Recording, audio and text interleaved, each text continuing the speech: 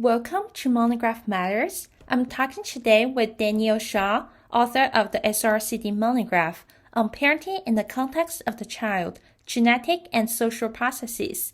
This discussion focuses on the implication of the early growth and development study for prevention. Daniel, the Early Growth and Development Study collected data on children at average risk for developmental problems from infancy through adolescence. What can be learned from the Early Growth and Development Study to improve the prevention of notable clinical problems in childhood, adolescence, and beyond? Right, great question. One of the major attributes of the study is the unusual placement and distribution of families. That is, these were adoptive families raising children over time.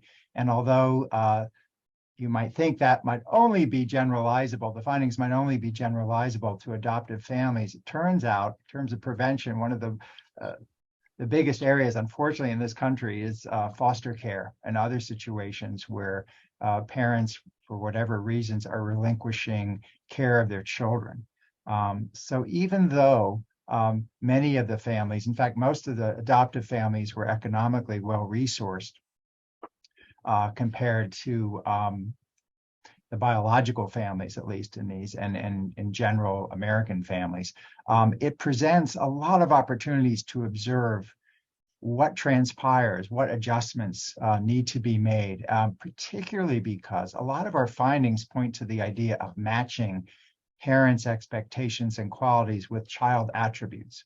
So we believe there's a lot to be learned, a lot to be gained about other transitions that happened. And a lot of funds right now are going into, there's a Families First bill that was passed and reauthorized by Congress November of 22.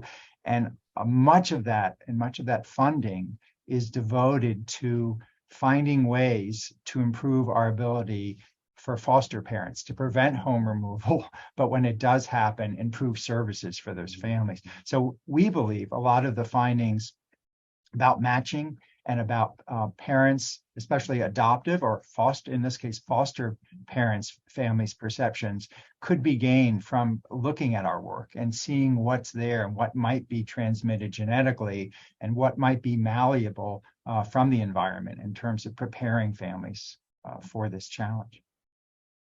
Sounds like this is very timely work then, since funds, like you know that the funds are going into this very idea right now.